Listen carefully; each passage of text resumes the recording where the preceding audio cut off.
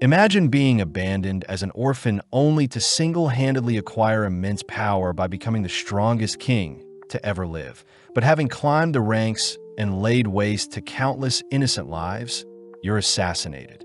Fortunately, you're reborn into a new world filled with magic and a loving family where you have the freedom to rewrite your wrongs and live the life you've always wanted. The anime opens with our MC, Gray, finally acquiring the title of Strongest King, having slain hundreds and massacred various nations to show off his dominance. But he was always on edge and very lonely at the top. One day, whilst admiring his achievements, Gray is suddenly assassinated, sent sinking into an abyss, only to be given a second chance at life.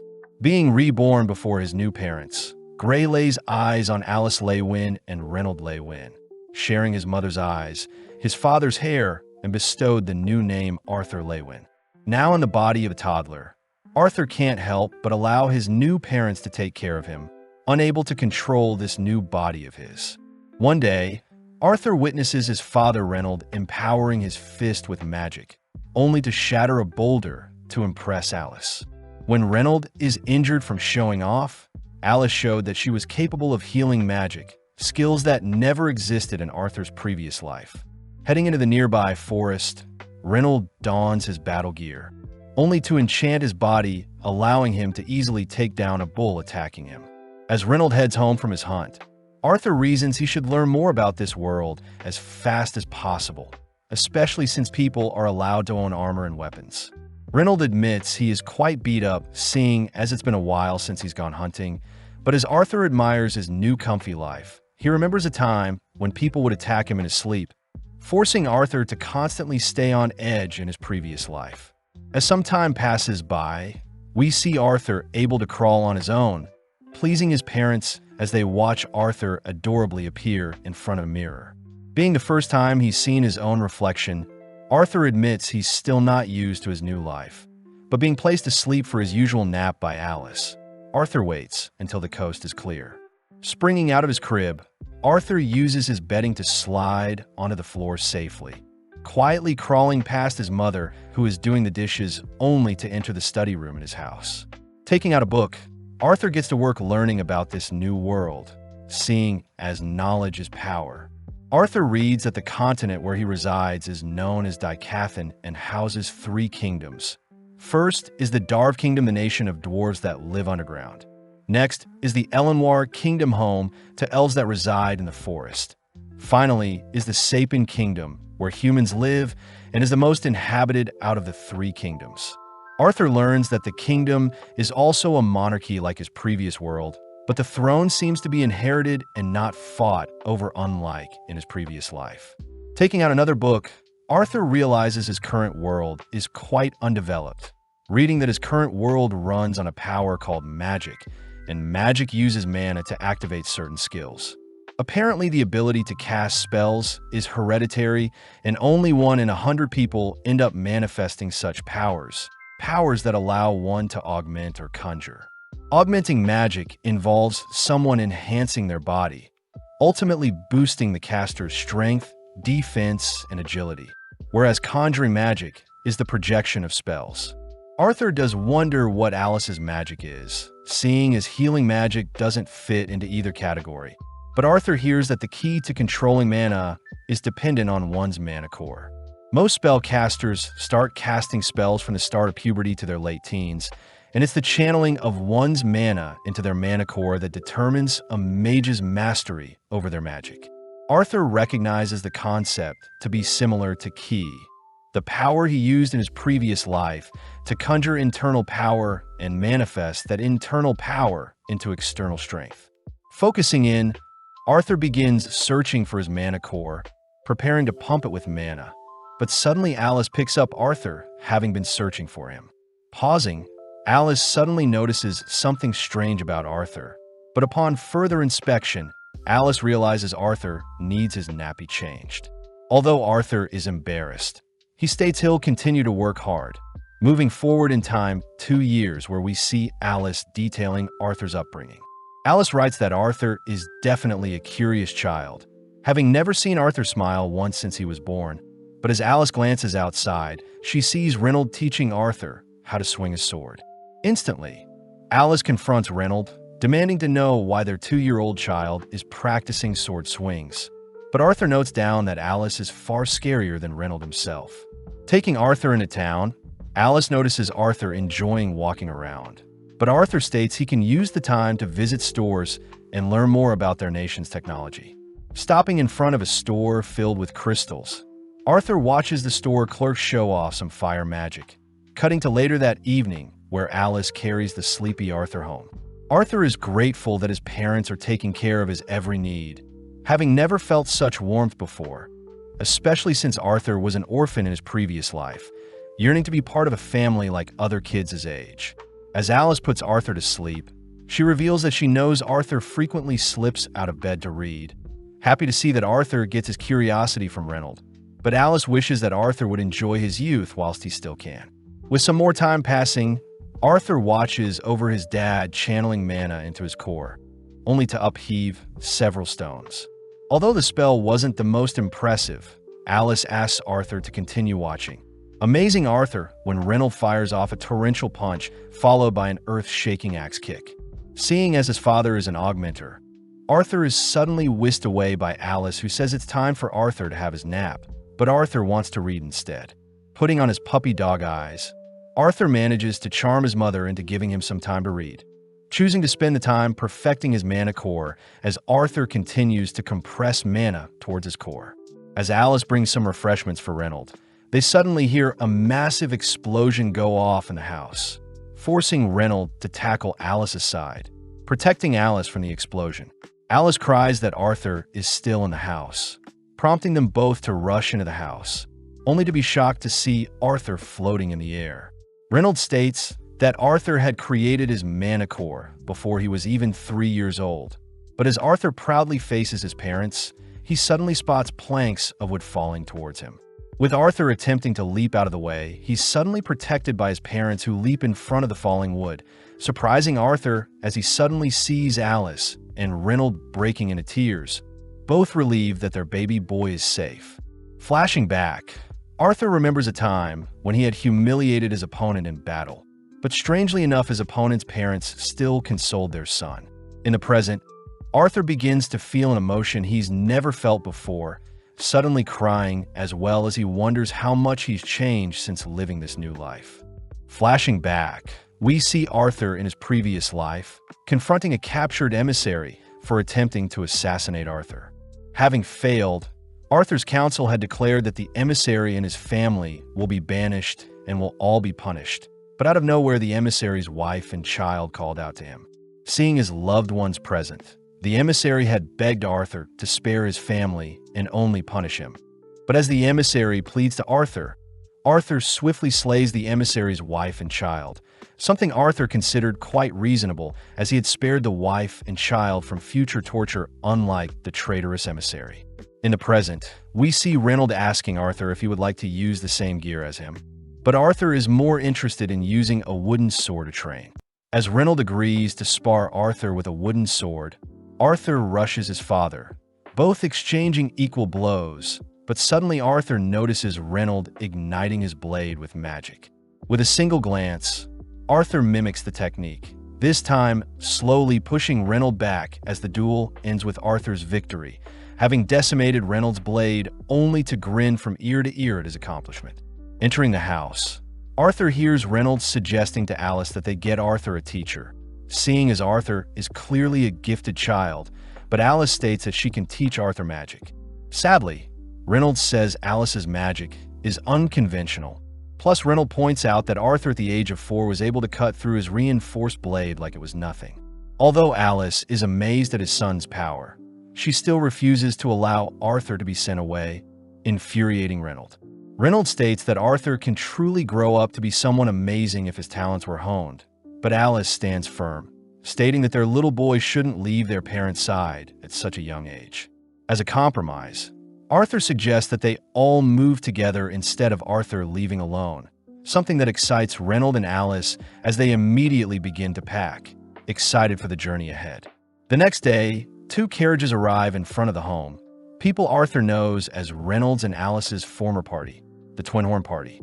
Apparently, they helped rebuild the house when Arthur had first awakened his core, greeting Adam Crinch, only to be pulled in for a tight hug by Angela Rose. Luckily, Durden Walker saves Arthur from being suffocated by melons, only to spot Jasmine Flamesworth glaring at him from above a carriage. Finally, Helen Shard welcomes Arthur, all boarding the carriages only to immediately head out. Seeing the carriages being pulled along by monsters, Arthur notes how primitive the transportation are, a stark difference from the floating vehicles in his old world. Regardless, the gang take a break in a forest, having set their destination to be the city of Xyrus. But as the party sit by a fire to relax, they suddenly spot monsters approaching their camp. In an instant, the party ready their weapons, all watching as the monsters pounce onto Jasmine. In mere moments, Jasmine spearheads the counterattack by carving through the monsters, only for Adam and Reynolds to back her up, leaving Helen to snipe them from afar with her bow. Arthur notes how Jasmine, Adam, Reynolds, and Helen are all augmenters, but Durden and Angela are conjurers, having assisted with spells, something that inspires Arthur to grow stronger. As night falls, the gang feast on the monster corpses, all stuffing themselves full only for Alice to notice Reynolds is still injured. Interestingly enough, the party chooses to stand guard, all whilst Alice begins healing Reynolds. But Arthur hears that Alice is considered an emitter mage with healing magic. Apparently, emitters with healing magic are very rare, explaining why the party members are very protective of Alice. Plus, it explains why Alice and Reynolds were living in the countryside where not many people could uncover and target Alice for her powers. With Alice finishing up patching up Reynolds, Adam asks for permission to spar Arthur for a bit, all watching as Adam retrieves his wrapped spear, exciting the onlookers. Arthur wonders how he'll compare to a trained fighter like Adam, but as the duel starts, both Adam and Arthur ignite their weapons. But surprisingly, Arthur chooses to physically enhance his legs as well. Rushing Adam, Arthur appears in front of Adam, but before Adam can react, Arthur blinks behind Adam, accidentally slipping as he's not used to his body. When Adam turns to clash weapons with Arthur, Adam's strength blows Arthur back and knocks his blade out of his hand, but luckily Angela steps in to catch Arthur from falling, ending the duel in Adam's favor. The gang all scold Adam for attacking Arthur with his full strength, but Adam states he was frightened at Arthur's monstrous speed. As Arthur catches his breath, he suddenly notices Jasmine has snuck up on him, asking to know how Arthur reinforced his feat and enchanted his blade at the same time. Seeing as Jasmine won't back down, we cut forward in time where the gang are proceeding as planned, all making sure to stop for breaks, where we see Adam giving Arthur pointers on how to fight. As for the others, Reynolds is seen doing push-ups with Arthur, only for Helen to give Arthur private lessons on how to fire a bow. Finally, Jasmine is seen racing Arthur to test their speeds. That night, Arthur is seen reading a book, but gets weirded out seeing Jasmine watching him. As time passes by, Arthur notes how caring Jasmine has been towards him, even giving Arthur a birthday present as a thanks for all Arthur has taught her.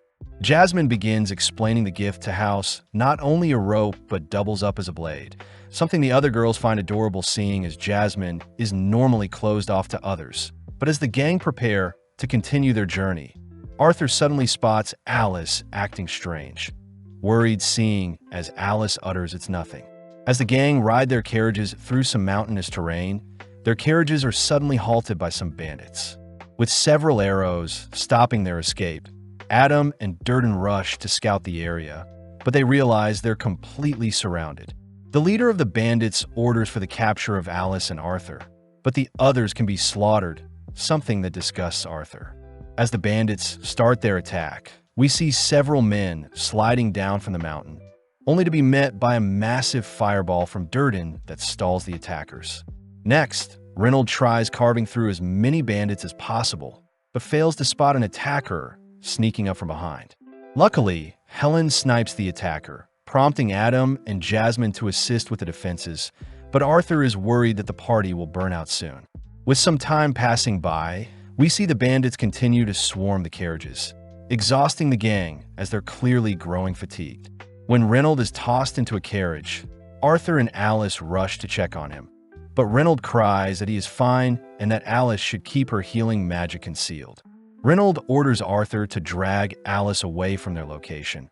But Arthur states he wants to stay and fight, but suddenly Reynold reveals that Alice is currently carrying another child.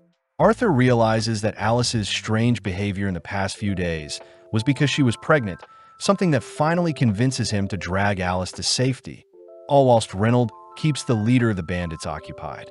As Arthur runs into some bandits blocking his path, he is grateful for the party members clearing a path for him and Alice, finding it ironic how he has slain so many innocents in his past life, yet right now, he is begging for his own family to be spared. Right on cue, a bandit atop the mountains is seen casting a wind spell to knock out our duo. But having detected the spell, Arthur decides to shove Alice away from the blast zone, tanking the blast himself.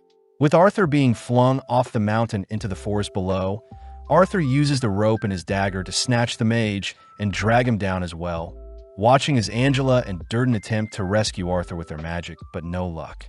Arthur says he strangely feels fulfilled, finally realizing why someone would go so far to save a loved one. But sadly, Arthur's one regret is how he won't get to experience what it's like to be a big brother. Deep in the forest below the mountain, we see Arthur awaken in a mist-filled terrain, surprised he had survived, but horrifically Arthur is greeted by a disturbing monster. Having moved over into a cave, Arthur and the creature stare at each other. But as Arthur rushes to attack the monster, it waves off Arthur's attacks. The monster says it isn't here to hurt Arthur, surprising Arthur seeing as it knows his name. But out of nowhere, the monster heads over to some fruits growing in the cave, carefully plucking them for Arthur to eat. Arthur is confused at what is happening, but having survived the fall barely, Arthur's wounds finally catch up to him and he begins to bawl crying. The monster orders Arthur to eat and recover, something Arthur happily does as the monster watches Arthur adorably stuff his face, promising to answer any questions afterwards. Arthur starts by asking if the monster knows how his parents are doing, prompting the monster to reveal that they're locked in place. But using a magic spell, the monster shows the aftermath of the bandits' attack, happy to report that the Twin Horn party had successfully fended off the attackers, and it's been several days since they left the scene. Hearing the good news, Arthur can't help but shed tears of joy, hearing that the monster before him is called Sylvia. Cutting elsewhere, we see two mysterious figures speaking to each other near a blue lake, only to cut back to Arthur, who continues to recover in the cave alongside Sylvia, lovingly feeding and watching over Arthur as he sleeps. Although Arthur is recovering as the time passes, Arthur had heard from Sylvia that they're currently located on the edge of the Elshire Forest, where dangerous animals and outlaws roam the land. Sylvia does offer to create a breach in space to help Arthur bypass the danger. Happy to see Arthur is now able to move and fight, but Arthur does wonder why Sylvia is taking care of him in the first place, wondering what object Sylvia is protecting and whether or not Sylvia is injured. As Arthur continues to train, he takes some time to further develop his mana core, impressing Sylvia as she shows off a spell. Arthur immediately notices Sylvia creating a ball of energy while simultaneously gathering mana from the air to fuel it, a technique Arthur never knew was possible. Sylvia utters that humans tend to separate the use of gathering and using mana from magic, something magical beasts normally combine. Sylvia offers to teach Arthur how to use the same technique she just showed off, piquing Arthur's interest, but Sylvia states that such a technique will be guaranteed to make Arthur stronger, demanding to know what Arthur intends to do with such power. Thinking about his loved ones getting hurt, Arthur declares he'll use his power to slay those who oppose him. But instantly Sylvia flicks Arthur away. Sylvia says Arthur gave her the wrong answer, plus his twisted face disgusts her. But Arthur is confused since in his previous life, he became the strongest king by obtaining unrivaled power. Sylvia apologizes for hitting Arthur, but upon touching Arthur with one of her fingers, Sylvia reminds Arthur she could easily shred Arthur in an instant. Arthur admits she prefers the more gentle Sylvia, only to hear that rage and anger burns easily, and when someone acts out violence, they feel good in the moment. But this only breeds more hatred and violence. Sylvia asks Arthur not to waste away his new life, making Arthur wonder if she knows about his past life. But as Sylvia asks Arthur once more what he'll do with his new profound power, Arthur correctly answers he'll protect his loved ones with it. With Sylvia satisfied, we cut elsewhere where we see a monster tracking down Sylvia's whereabouts, having slaughtered all who got in its way. Flashing back, we see Arthur in his previous life waking up, only to be greeted by his servants who divert their eyes in fear of Arthur's presence. As Arthur admires his self-portrait, he states that a king is meant to start wars and gather glory for his nation, something his advisor Marlin agrees with. In the present, Arthur begins to control his ability to absorb mana whilst using it, focusing in carefully all while Sylvia watches over him. Arthur utters that in his past life, he had been blessed with immense power in the form of his key control, and his powers allowed him to defeat all who opposed him. Having calmed himself, Arthur manages to find the perfect balance between the opposing techniques, perfectly controlling his input and output, only to excitedly test out his new body. As Arthur runs over to show Sylvia, Sylvia suddenly smacks Arthur aside, asking Arthur to keep quiet and hide. From the darkness, the monster tracking Sylvia appears in the cave, confusing Arthur as the creature looks exactly like Sylvia. The monster says it found Sylvia by following her blood trail, demanding that Sylvia come with it. But when Sylvia refuses, the monster fires off a dark projectile that Sylvia is barely able to block. Falling to her knees, Sylvia is clearly very weak, reminded by the monster that she has little time to live. Before Arthur can intervene, Sylvia reassures Arthur she is fine, making use of the remainder of her life force to transform into a pure white dragon. As Sylvia fires off a beam attack, the monster swiftly defends, retaliating with several projectiles of its own, ultimately massacring the surrounding cave. But Sylvia is more focused on ensuring Arthur is not hurt. Seeing the monster charging up a devastating attack, Sylvia has no choice but to activate her trump card, suddenly freezing time before the monster's attack can reach her. With only Sylvia and Arthur unaffected, Sylvia reveals her draconic status to Arthur, quickly opening up a rift in space to help Arthur escape. Sylvia confirms that Arthur will use his newfound powers to protect the weak, but Arthur can't help but notice Sylvia all bloodied from her battle. Depressed, he is powerless to help her. Sylvia does choose to give Arthur some parting gifts, starting off by handing an egg wrapped in her feather, asking Arthur to take good care of it. Next, Sylvia marks Arthur with some strange symbols that run up both of his arms, stating that everything will make sense in due time. Seeing as it's time to say goodbye, Sylvia apologizes, seeing as she could have sent Arthur away from the very beginning. But Sylvia wanted to spend time with Arthur and watch him grow, something that makes Arthur tremble seeing as he can't protect Sylvia. Sylvia says this departure was destined to happen, prompting Arthur to cry out that he considers Sylvia his family, just like a grandmother figure, something that hits deep with Sylvia. Unable to hold open the rift any longer, Sylvia nudges Arthur through the portal. But before Arthur can change his mind, Sylvia closes the gate to ensure Arthur is safe. Now alone with the creature, Sylvia unfreezes time, allowing the devastating attack to land, sending her to the ground. The monster states that the attack shouldn't be lethal, heading over to inspect Sylvia's body. But out of nowhere, Sylvia unleashes another point-blank beam attack that manages to eradicate the surrounding area. Back with Arthur, he's seen traveling through a strange space, reminded by Sylvia's voice to live a fulfilling life and not stray down a hatred-filled path like in his previous life, something that catches Arthur off guard. Hearing Sylvia address him by his former title of King Grey, we cut forward in time where Arthur has successfully escaped the cave, swearing to uphold his promises to Sylvia, but suddenly Arthur detects a presence nearby. Immediately enchanting his legs, Arthur leaps into the trees to get a better view of the people nearby, all whilst remembering to care for his egg. Having made it to the source of the sound, Arthur notices a carriage of bandits restraining an elf girl, watching as the men plan on selling the elf as a slave to earn a fortune. Seeing the men treating the elf so poorly, Arthur grows infuriated, remembering Sylvia's words to protect the weak whilst never resorting to unnecessary violence. Acting smart, Arthur follows after the carriage as it makes its way through the forest, but seeing as the sun has begun to set, the men choose to set up camp and rest for the day. Arthur wonders if the men will give him intel on the nearest human settlement. Overhearing the four men discussing the horrific acts they may do to the elf girl, but calming his anger, Arthur chooses to wait a little longer. With the moon finally rising, Arthur wonders why the forest hounds are obeying the men, realizing that the magic collars must be controlling them. Arthur starts by tossing some acorns at the forest hounds, causing the beast to cry out, but this forces one of the four men to hurry and shush the hounds, fearing their howls will attract other magic beasts. Seeing the man distracted, Arthur equips a magic dagger, instantly appearing behind the man only to silence him.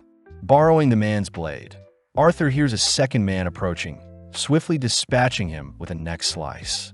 Seeing as the third man has arrived as well, Arthur makes quick work of him by slashing at his legs. But before he can finish the man off, the fourth man appears, excited to have encountered another mage. The fourth man starts off by empowering his fist, catching Arthur's attention as the man blitzes towards him, smashing the ground beneath Arthur. Although Arthur was able to dodge, Arthur fails to land a single strike on the man, attempting to catch him off guard by tossing out his dagger whilst holding onto the string built into it. But the man easily catches the dagger. Pumped up, the man rushes Arthur with his own dagger, mixing things up by kicking Arthur to surprise him. Seeing Arthur battered up, the man picks Arthur up to inspect his worth, but Arthur takes the chance to set the man's leg on fire. Pissed, the man states he'll simply sell Arthur's corpse, but having been distracted, Arthur manages to retrieve his dagger only to plunge it deep into the fourth man's skull. With only the third man remaining, Arthur ignores his pleas to be spared, wrapping up his fourth kill only to head towards the captured elf. Arthur notices something familiar about the elf girl before him, but having set her free, Arthur takes her outside, telling her she can go home now. The elf girl is worried about Arthur's wounds, but this reminds Arthur that he has never hung out with another kid his age, quickly covering up the corpses of the men as he reasons kids shouldn't be seeing such things. Arthur reassures the elf girl that she is free to go, but before Arthur can leave with the loot he's obtained, the elf grabs a hold of Arthur, unable to tell him she is scared. Arthur utters that he needs to get back to his family, only to hear that the elf before him needs help getting back home, having gotten lost whilst hunting for bugs. Remembering his past life of being isolated and alone as a kid, Arthur agrees to help the elf, but the elf cries they should free the hounds before they leave. Arthur fears that the hounds will go wild once set free, but the elf reassures Arthur that magic beasts are an elf's best friend, pleasantly surprising Arthur when he sees the hounds peacefully leave once set free. Starting their journey together, Arthur learns the elf's name to be Tesha Aerolith, both choosing to take breaks occasionally only for Arthur to feed Tesha to ensure she isn't hungry. Tesha is a little disgusted at the meat soup Arthur made, but Tesha asks why Arthur is currently in the Elshire Forest. Arthur reveals he was separated from his parents, hearing that in Elenoir, the land of the elves, Tesha's parents are normally busy, so Tesha spends time mainly with her grandparents and caretakers. With the journey being longer than expected, Arthur notices some bugs floating around Tesha, hearing that the bugs are what elves use to help mark paths in Elenoir. As the two continue on their path, Tesha says she'll start training with her assigned master once her mana awakens, surprising Arthur as there doesn't seem to be a school system Tesha has to take. Along their path, Arthur takes note of a strange forest hound following them. But as our duo set up camp for the night, they suddenly hear a hound cry throughout the forest. Arthur tells Tesha to rest whilst he stands guard, taking the time alone to inspect the egg Sylvia had given him. Just then, Tesha offers to share her tent with Arthur, but Arthur reassures Tesha he isn't tired, ultimately giving in as Tesha is afraid to be all alone in the tent. As Arthur sits guard, Tesha prepares to sleep, but she takes the chance to call Arthur a pervert, having heard stories of humans with multiple wives. Arthur cries that only aristocrats and nobles would have multiple wives, finally shutting Tesha up as she collapses from exhaustion. With our duo both falling asleep, they awaken the next day, climbing up a waterfall only to help each other pass a lake. Arthur says he still wants to reunite with his family quickly, but out of nowhere Arthur's mana core begins to pulsate, causing immense pain to Arthur. Unable to move, Arthur rests whilst Tesha searches for some herbs, but surprisingly one of the forest hounds they saved has brought a boar to repay Arthur for setting them free. That night, our duo feast on the delectable boar meat, prompting Tesha to feed Arthur some mushrooms she's picked, but this only gives Arthur another stomachache. Settling in for the night, Arthur fights to stay awake, all whilst Tesha recounts tales she heard about humans and dwarves. But as Arthur has fallen asleep first, Tesha heads to bed as well. The next day, Arthur continues to suppress his pain, reassuring Tesha that they've almost arrived in her homeland. But Tesha asks if she can call Arthur Art, especially since they've grown quite close. Since they're friends, Arthur takes the chance to tease Tesha, but noticing a spark in a nearby tree, Arthur realizes they've reached Tesha's home. As our duo head through the tree's gate, they're suddenly teleported to a different location, but out of nowhere, several elven warriors surround Arthur and restrain him, all whilst Tesha watches on. As the guards pin Arthur to the floor, they accuse Arthur of following and taking advantage of Tesha to infiltrate their home. But as Arthur looks to Tesha to clear things up, she coldly glares at him. Arthur realizes he should have never trusted others, wondering if Tesha's innocent girl act was all a ploy to use him, remembering back when he had to slay those closest to him to survive. When the elven guards order for Arthur to be put down, Tesha comes to her senses, rushing to ask the guards to let Arthur go. Seeing Tesha infatuated by Arthur, the guards grow more infuriated at Arthur, but suddenly a voice calls for the guards to stand down. With a green light appearing out of nowhere, an elder-looking elf appears, demanding the guards stand down, allowing Tesha to apologize to Arthur for his brutal treatment.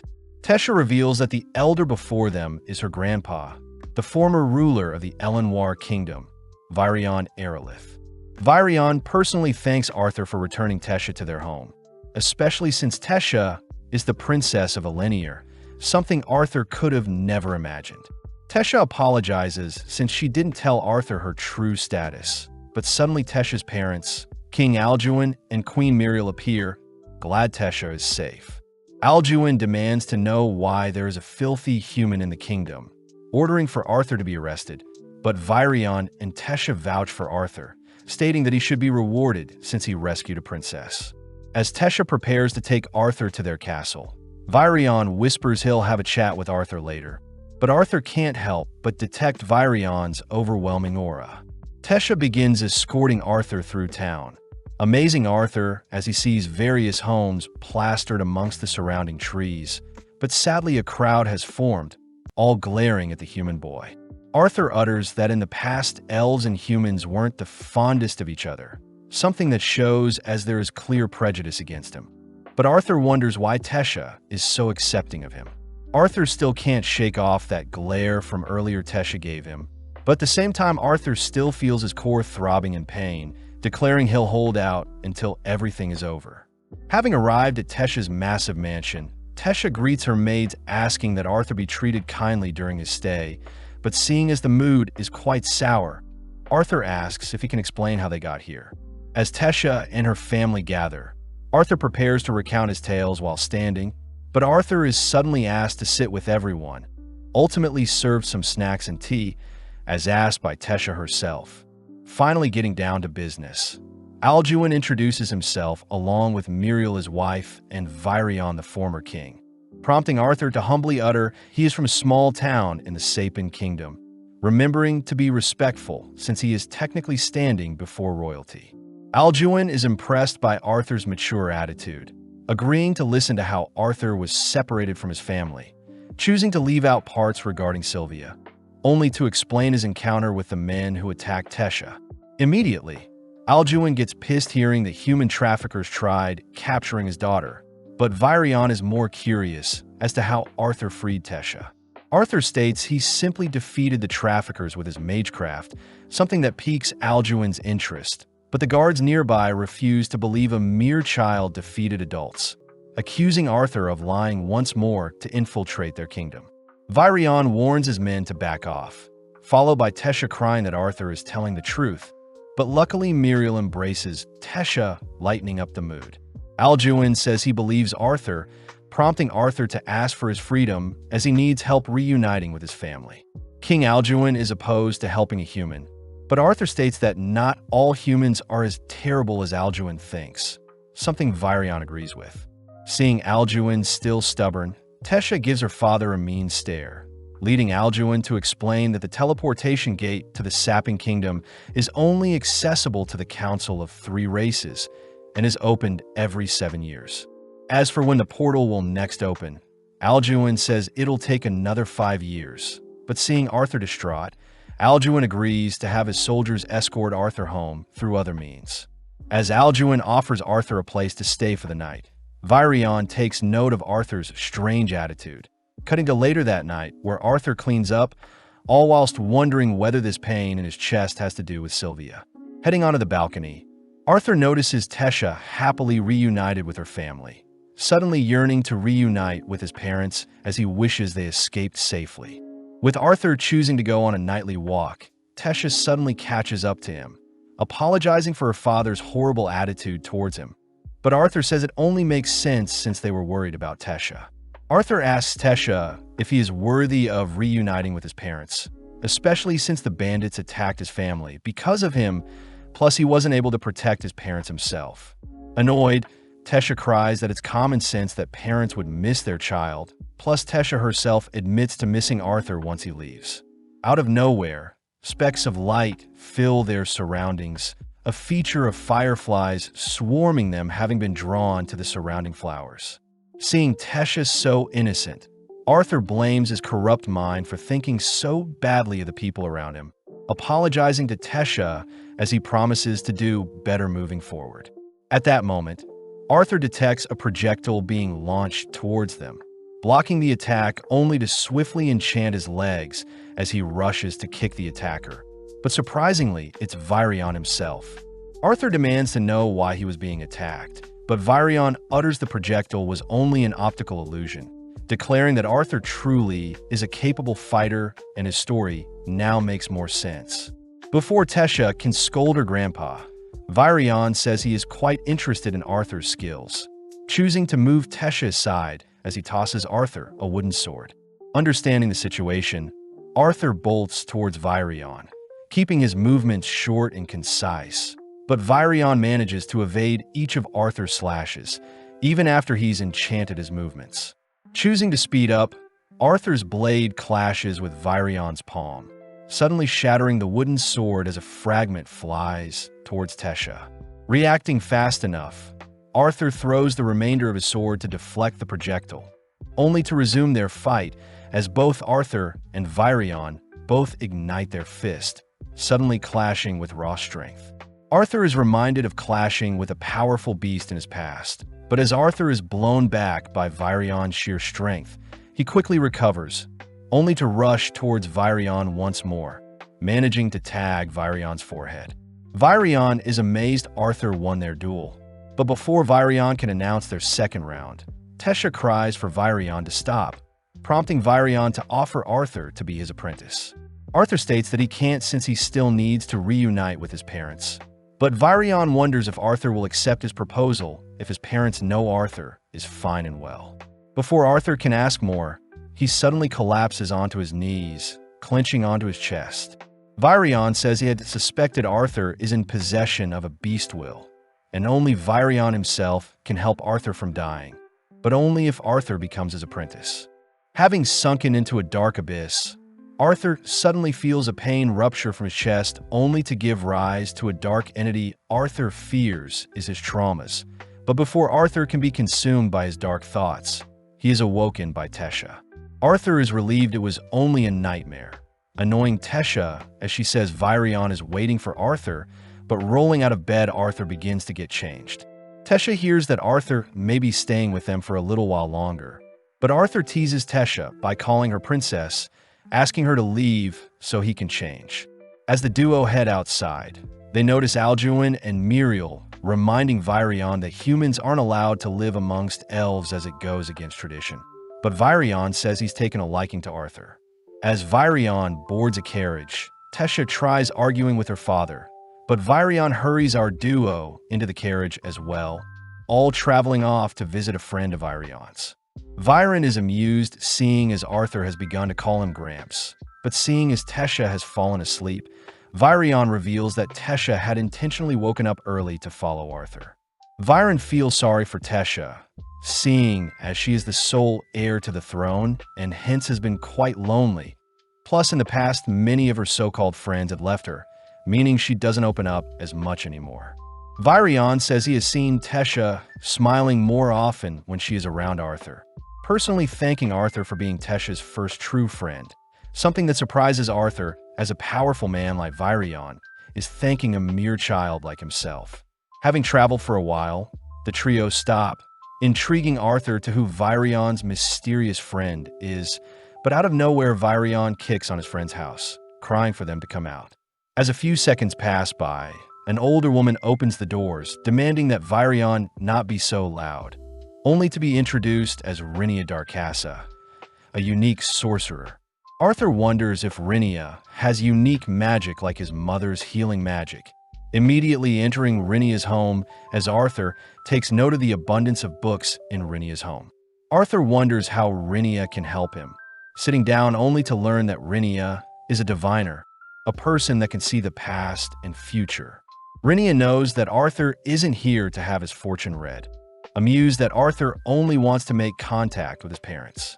Seeing such childish innocence in Arthur, Renia asks Arthur to lean into a bucket of water, asking Arthur to picture his parents as she casts a spell over him. Arthur starts off by picturing his mother and father at a table, both sitting down to enjoy some stew, both getting depressed as stew was Arthur's favorite food, and it's supposed to be Arthur's birthday today. Apparently, after the bandits were defeated, the Twin Horn Party had no choice but to stop Reynold and Alice from chasing after Arthur, forced to board their carriage and continue on their journey. Not long after, Reynold and Alice separated from the others, only to acquire a home with their status where they await their next child's birth. Before his parents can break into tears, Arthur begins speaking to them with Renia's help, reassuring his parents that he'll return home once his body is treated, plus the elves in the Elenoir Kingdom are treating him well. Since Virion fulfilled his end of the bargain, Arthur declares he'll be Virion's apprentice moving forward. But as they all head home, Alduin still questions if a human boy should be amongst elves. Tesha says it wouldn't look good for her savior to be shooed away. Plus, Virion himself says he'll take responsibility for anything that happens moving forwards. Having finally changed their minds, both Alduin and Muriel accept Arthur as a friend, something Arthur realizes is thanks to both Tesha and Virion's convincing. To celebrate, Tesha takes Arthur into town, impressing Arthur as it is his first time seeing elven vendors.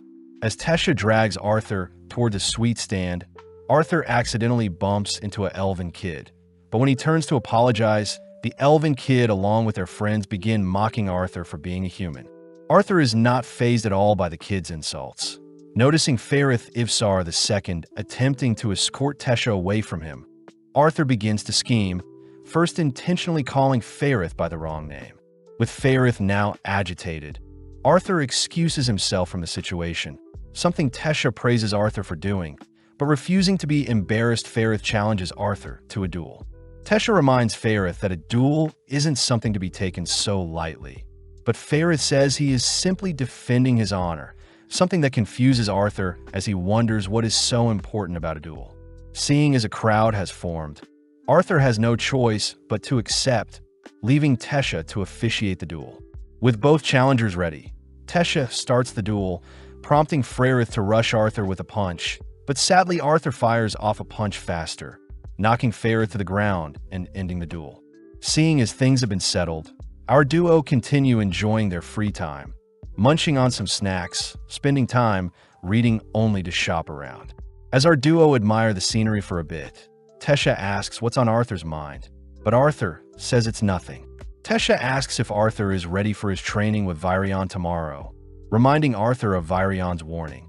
As Beast Tamers is a role Arthur should be cautious of trying to obtain. Virion had asked Arthur to focus and survive for as long as he can. That way he can reunite with his family, something that excites Arthur as he can finally get stronger for his family.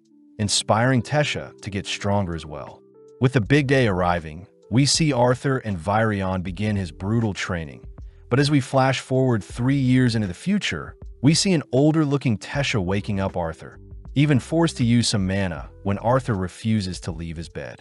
Waking up like normal, both Tesha and Arthur spot the king and queen heading out for a meeting of sorts, but Tesha takes the chance to remind Arthur to eat his breakfast.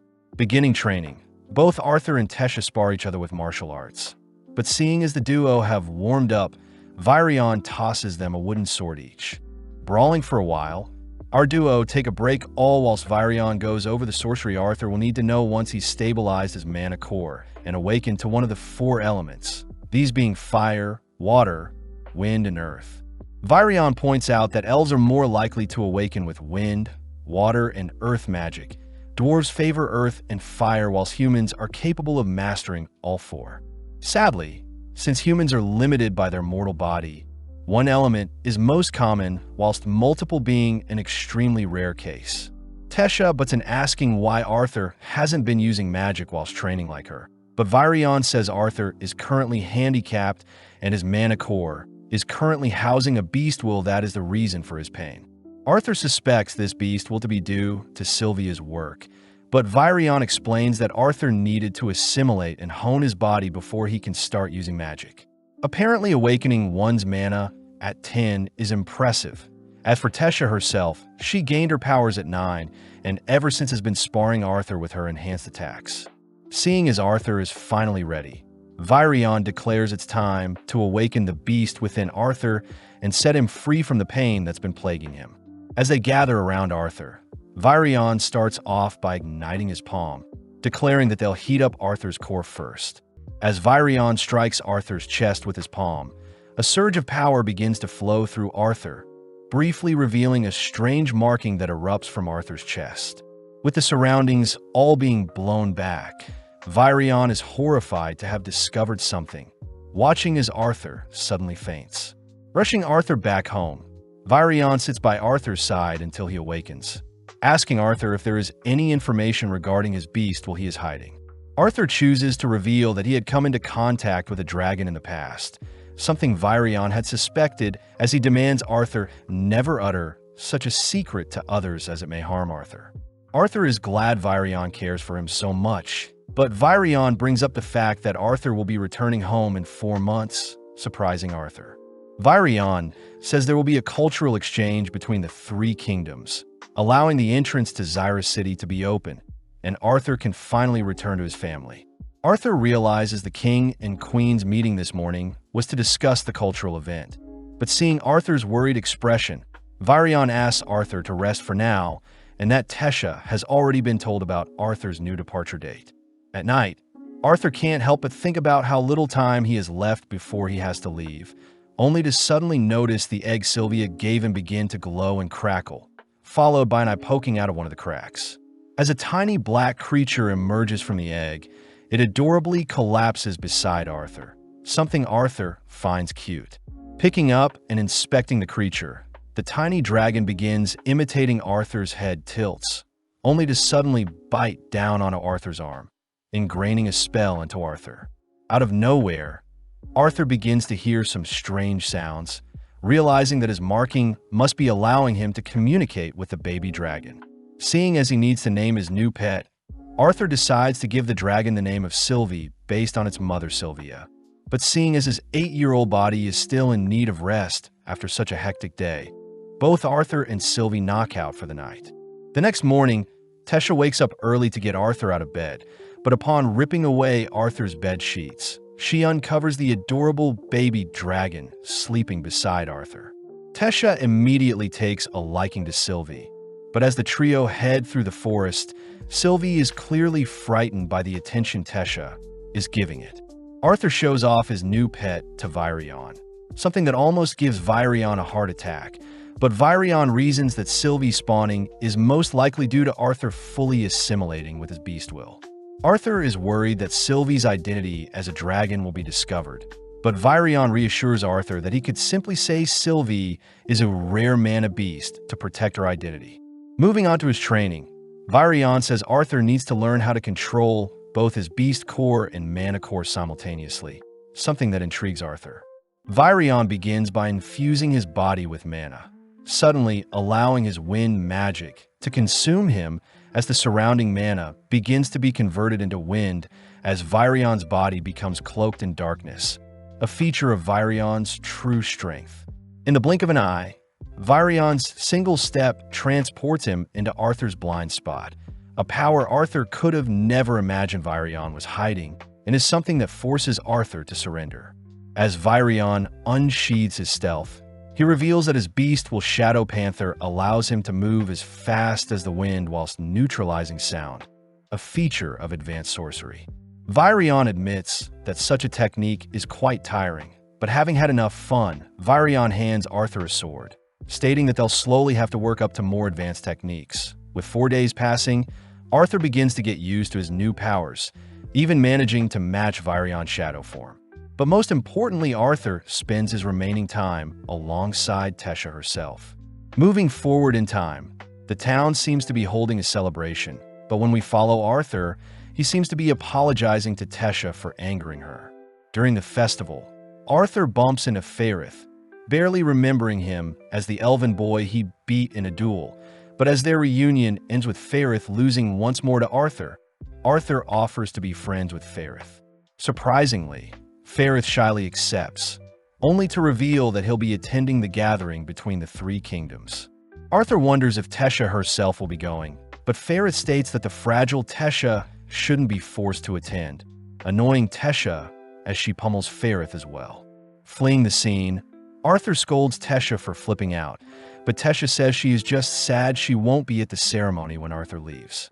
As Tesha runs off, we cut to later that night where she is all alone, but out of nowhere, several fireflies enter her room. Revealed to be Arthur's doing, Arthur asks Tesha if she would like to join him for a nightly stroll through the woods, exciting Tesha.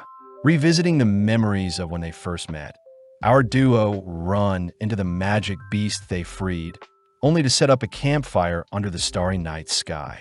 Arthur notices Tesha slowly drifting asleep, choosing to tease Tesha as she is still afraid of ghosts. Chatting, Arthur says he's never visited the human kingdom before, hearing Tesha ask Arthur why he doesn't just stay in the elven kingdom with her. But before he can reply, Tesha falls asleep. With the big day arriving, Arthur gathers his gear, only to be greeted by the townsfolk for a final goodbye. Virion starts by handing Arthur a compass, an item with the Aerolith family seal, to help Arthur if he ever wants to return. Arthur asks where Tesha is, but it seems no one knows, prompting Arthur along with Ferrith and his two friends to join Arthur as they prepare to step through the portal. Right on cue, Tesha is seen crying out to Arthur, rushing towards him only to trip. As Arthur dashes to Tesha's side, Tesha stutters over her words, but Arthur simply pulls Tesha in for a hug, stating that he'll miss her as they both begin to cry. As the chosen kids head through the portal, they appear in the floating city of Xyrus, where Arthur soon departs from Ferrith and the others, making his way back to his parents' home. Having been dreaming of the moment for the past few years, Arthur knocks on his parents' home, only to be greeted by Eleanor. But not long after, both Reynold and Alice rush to greet their visitor, something that makes Arthur teary-eyed as he is finally reunited with his parents. Completely speechless, both Reynold and Alice are in disbelief, rushing to embrace Arthur only for Eleanor to ask who the boy in front of her is. Arthur remembers that Alice was pregnant when they were attacked, slowly kneeling down only to introduce himself as Eleanor's big brother. Heading inside, Alice asks about Arthur's mysterious illness, glad to hear Arthur's as things cleared up. Seeing Eleanor off to the side, Alice calls for Eleanor to chat with Arthur, but surprisingly Sylvie leaps into Eleanor's arms. Arthur decides to go over his entire journey from when he was separated from the Twin Horn Party, but chooses to leave out his encounter with Sylvia, instead uttering that he was lucky to have survived his fall only to run into Tesha. Arthur's parents are amazed Arthur was allowed to stay in the Elenoir Kingdom and had trained to stabilize his core there, but Arthur does feel bad for lying to his parents, reasoning he should get stronger before he tells them the entire truth. Reynold asks to know what the small pet Arthur is carrying around, hearing that Arthur had stumbled onto it during his journey and is a mana beast he had tamed. Reynold and Alice are just relieved Arthur made it back in one piece. But Reynold gets curious at how strong Arthur has gotten, revealing that Reynold himself had gotten a job at the Helstia auction house and is the instructor for their security team. Arthur wonders what level Reynold's mana core is at, hearing that Reynold reached deep orange 2 years ago. Apparently, mana cores ascend in colors based on their strengths, starting from black, red, orange, and yellow being the lower levels, while silver and white being the higher ones. Each color has 3 stages, these being deep, standard, and light. And seeing as Arthur is light red, he is actually very close to Reynold's deep orange. Reynold is a little annoyed that his son is almost surpassing him, suddenly scolded by Alice when Reynold asks Arthur to spar him. But out of nowhere, Vincent Helstia barges into the room asking to see if Reynold's son is alive. Reynold introduces Vincent as his boss and the owner of the auction house, prompting Arthur to greet Vincent and his wife Tabitha, surprising the duo as they see Arthur is well-mannered. Vincent chooses to introduce his daughter Lilia to Arthur, but upon seeing Sylvie's adorable form, Lilia breaks out of her shy shell and asks to pet Sylvie. Reynold says Vincent and his family arrived just in time, uttering that Arthur and himself will be sparring, all heading outside only for the boys to begin stretching. Vincent asks Alice if Arthur's mana core is truly light red, but Alice confirms that Arthur had always been a fast learner. But as the adults chat, Eleanor and Lilia play with Sylvie. Arthur knows that even prodigies around 11 and 12 years old that enter Xyrus Academy struggle to reach a deep red core. So Arthur reasons he should keep his progress moving forward more tame to avoid any unwanted attention. As the boys' duel starts, both Reynold and Arthur match each other's speed, exchanging punches and kicks, but Reynold mocks Arthur's punches. Arthur chooses to leap into the air, throwing out an aerial kick only to speed up his attacks, but Reynold is still able to read and counter each strike. Reynold admits that Arthur has definitely grown since they've last fought, but choosing to get serious, Reynold infuses his fist with fire magic. Arthur remembers that sorcerers can feel out which magic element suits them the best before ever engaging in combat. But augmenters like Reynold take much longer to master an element, and it's normally their fighting experience that reigns supreme in battle. With Reynold now rushing Arthur, Arthur is reminded of the key systems similar to mana in his previous life, all whilst barely able to evade Reynold's advances. Seeing his father's powerful strikes draw the attention of the onlookers, Arthur reasons that he should at least match his father's strength, suddenly imbuing his fist with magic of his own that captivates the viewers. As both boys rush each other, both Arthur and Reynold's punches cancel each other out, but Reynold reacts quicker, managing to sneak in a kick that blows Arthur back. Arthur refuses to be defeated just yet, realizing that Ki is just like this world's augmenters, suddenly remembering his training with Virion, where Arthur is offered the chance to proceed beyond normal fire magic. In the present, Arthur unleashes bursts of lightning, a technique Reynold recognizes as advanced fire magic, something that shreds the surrounding area. To make things worse, Arthur directs his attention to a nearby water fountain, monstrously conjuring the water to chase after Reynold. Luckily, Arthur chooses to halt the water just before it smashes into Reynold, gaining huge praise from Reynold as he's proud his son is so gifted. Vincent and Tabitha are amazed such a child exists, all whilst Lilia can't help but admire Arthur. That evening, Alice and Reynold tell stories about Arthur's antics after being born, but Reynold seems exhausted, collapsing out of his chair. Vincent asks if Arthur will be enrolling in Xyrus Academy, but Reynold says such a prestigious academy won't be affordable for them. Vincent and Tabitha offer to cover Arthur's tuition, but Alice fears that Arthur entering the academy at 8 years old may be too much for him. Vincent says he'll put in a good word, seeing as he has connections with Xyrus Academy's director. But Arthur butts in reminding everyone he hasn't seen his family in ages, plus he needs time to cool down after the sparring match. As Arthur wanders through the mansion, he accidentally gets lost, only for Lilia to call out to him, offering to show him around. Taken to meet the butlers and maids of the manor, only to be scolded by Maria, since Arthur's duel had burned up the lawn Maria was in charge of. Arthur watches as Lilia calls for more duck, but although Maria serves Lilia more food, she reminds Lilia she is gaining weight. The other maids whisper to Arthur that Lilia visits them and stress eats when her parents talk about her future, especially since they want Lilia to awaken as a sorcerer, even though Vincent and Tabitha aren't sorcerers themselves. That night, Alice and Reynold remind Arthur that they're glad to see Arthur has returned to them. But before they leave Arthur to rest, Alice demands a good night kiss from her baby boy. The next morning, Arthur rushes downstairs to greet the Twin Horn party, immediately receiving a tight hug from Angela, who is relieved to see Arthur is safe. Arthur also asks if Durden has gotten bigger, greeting Adam and Helen, who both notice how big Arthur has gotten. Surprisingly, Jasmine is seen inspecting Arthur's body, swiftly embracing him as she apologizes for not doing more to protect him. As everyone sits down, the Twin Horn members reveal that they had come back from the Atistan city, having been paid handsomely for the various jobs they took on their journey.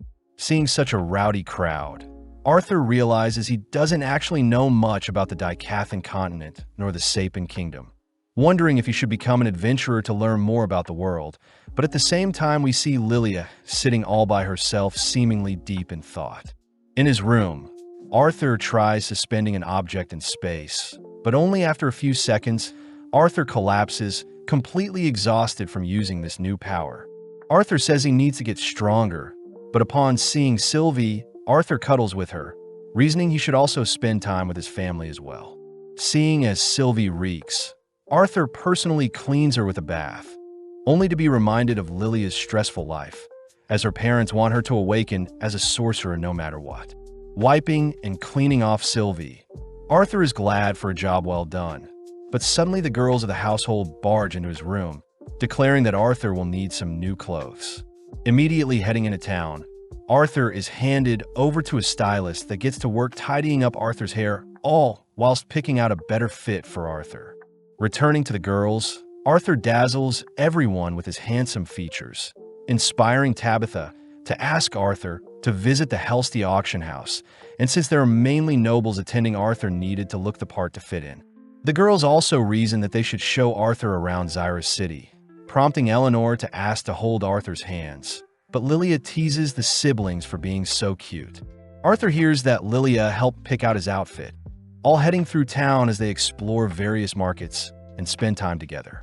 As Arthur participates in a little ring toss game on one of the city's statues, he is suddenly mocked by several students that attend Xyrus Academy. Lilia utters that Xyrus Academy students are held in very high regard, something Arthur will have to keep in mind moving forward, but out of nowhere Arthur senses something familiar. Arthur chooses to peep into a store that sells beast cores, magic drops extracted from mana beasts, and can be used to amplify a wielder's powers. Arthur wonders why he never heard of such a thing from the elves, but Tabitha says that beast cores can also contain beast wills, ultimately valuing them around 100 gold coins, enough money for Arthur to live for 250 years in his hometown. Seeing Arthur so curious, Tabitha says since some cores will be on sale in their next auction, she'll allow Arthur to browse around. Lilia suddenly asks if she can have a beast core, but Tabitha says having a beast core won't guarantee to awaken her sorcery and will only be a waste of money, intriguing Arthur. As the gang stop for some snacks, Arthur wonders what is pressuring Lilia to become a sorcerer, seeing as Tabitha doesn't seem to be trying everything to have her awaken. Before Arthur could ask if Vincent is pressuring Lilia, Lilia is seen heading into a nearby alley, forcing Arthur to tail her as she is seen heading into a weapons store. Inside, Lilia is seen browsing some cheaper mana cores, wondering if they would help with her awakening, but Arthur suddenly speaks up, reminding Lilia that there is no guarantee. Lilia declares that she's tried everything she possibly can, crying that a genius like Arthur has no idea what she's going through. But when Arthur tries calming Lilia down, she acts sporadically, accidentally bumping into some other kids. Revealed to be Xyrus Academy students, the boys immediately demand an apology from Lilia. But when the shop clerk checks on the commotion, they immediately flee the scene upon seeing the Xyrus Academy uniform. Seeing as no one is coming to save them, Arthur wonders what he should do, but upon seeing one of the boys prepping a fire spell, Arthur prepares to deal with the boys. Luckily, Tabitha arrives, ordering everyone to freeze. Tabitha reveals herself along with Lilia to belong to the Helstia family. The family everyone knows runs the auction house and has a big stake in Xyrus Academy, and this finally convinces the boys to flee the scene. That evening, Vincent is horrified to hear that Lilia nearly got into a fight with some Xyrus Academy students. But Vincent says this incident won't affect Arthur's future enrollment in the academy. Hearing this, Lilia asks if her parents will be sending Arthur to the academy in place of her. But before Vincent can correct Lilia, Lilia lashes out at everyone, crying that she hates them all. That night, Arthur tries speaking to Lilia, but it seems she has shut herself away. As Arthur speaks with one of the mansion's butlers, we flash back to a younger Lilia, where she hears from Vincent that the greatest achievement someone can have is attending Xyrus Academy. Ever since then, Lilia had dreamed of attending the academy, but sadly her sorcery never awakened, and she began to grow more spiteful of her own shortcomings, eventually blaming Arthur himself for her failures. In the present, Lilia awakens in the staff waiting area, only to notice Arthur is here to check on her, and seeing as she was wrong to lash out on everyone, Lilia takes the chance to apologize for her own shortcomings. Arthur recognizes Lilia's despair as the cold feeling that encompassed him in his previous life. But seeing as he's changed, Arthur heads over to Lilia, lifting her head up only to praise her for how hard she's been trying. Arthur shows off a spell Tesha taught him, managing to lighten up the mood and reassures Lilia that her parents only want what is best for her and that the pressure she places on herself is unnecessary. Giggling, Lilia admits that Arthur is right, but she still feels bad seeing as her parents donate quite a lot of money to Xyrus Academy in preparation for when she becomes a sorcerer. Arthur knows that Lilia's issue will ultimately grow into something bigger if her sorcery is not awakened. So as we cut to later that day, Arthur reveals to everyone that Lilia has left their home to do some special training. Lilia's parents immediately demand an explanation, but Arthur reassures everyone that she is in good hands, handing Vincent a letter left behind by Lilia. The letter says that Lilia plans to train and return as a sorcerer as to not burden her parents any longer. But this only makes Vincent tear up, declaring that being a sorcerer isn't the only thing one has to grow into, and that Vincent and Tabitha will accept Lilia regardless of her career choice. At that moment, Arthur calls for Lilia to show herself, revealing that he needed to show Lilia that her parents care for her no matter what.